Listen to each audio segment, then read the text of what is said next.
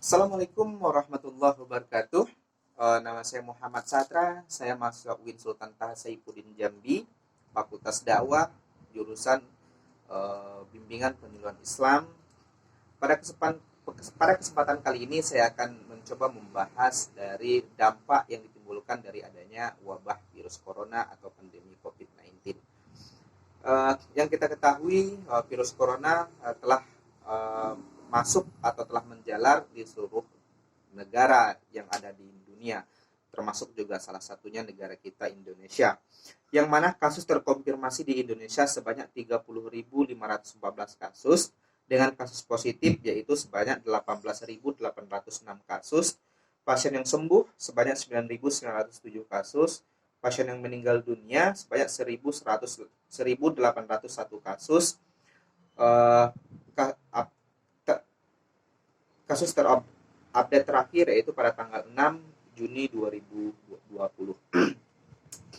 Nah, jadi dari adanya wabah virus corona ini yang kita sama-sama ketahui begitu banyak menimbulkan dampak. Salah satunya yang sedang kita rasakan, yang sangat-sangat kita rasakan, yaitu dampak dari segi ekonomi. Yang mana ekonomi masyarakat itu sangat turun sehingga uh, menyebabkan juga ekonomi negara atau tingkat daya beli masyarakat dalam suatu negara itu juga ikut turun. Yang kedua, berdampak secara sosial, yang mana dampak sosial yang juga sangat-sangat kita rasakan, yaitu salah satunya kita tidak bisa berinteraksi secara luas, berinteraksi secara langsung antar sesama, baik sesama tetangga maupun di dalam rumah kita sendiri bersama istri, anak-anak, juga kita dibatasi interaksinya.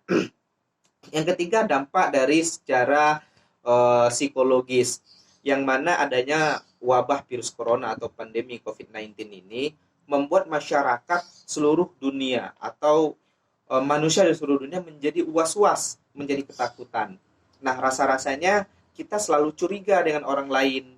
Karena apa? Karena kita tidak tahu apa kita yang sedang tertular ataukah orang lain yang sedang tertular.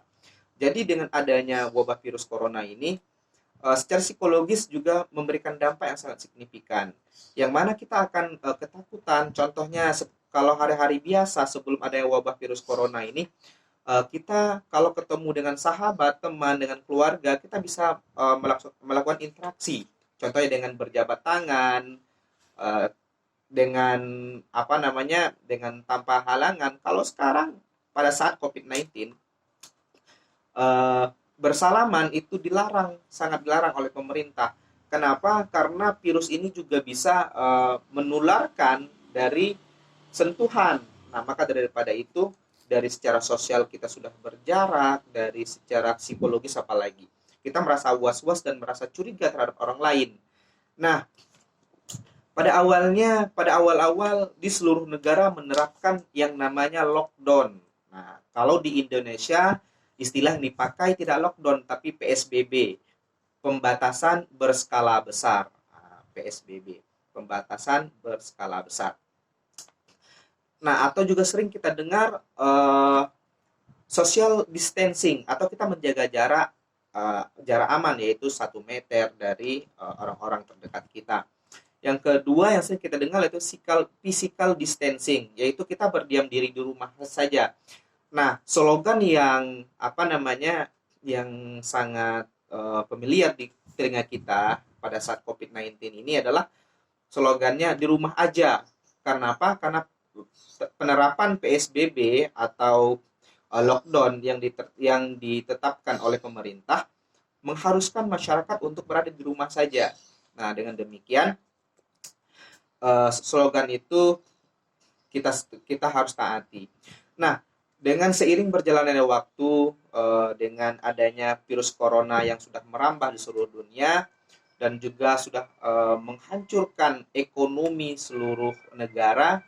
Salah satu contohnya negara Amerika Serikat, yaitu salah satu negara adidaya, yang mana sekarang juga mereka sedang hancur ekonominya, sehingga penerapan lockdown semakin hari semakin dikurangi atau semakin diringankan, yang biasanya melarang aktivitas masyarakat secara umum berkerumun dan lain sebagainya kan. Tapi sekarang pemerintah di Amerika juga telah melonggarkan dari aktivitas lockdown itu. Nah, sama halnya dengan Indonesia yang seperti kita ketahui ada negara-negara, ada provinsi-provinsi zona merah.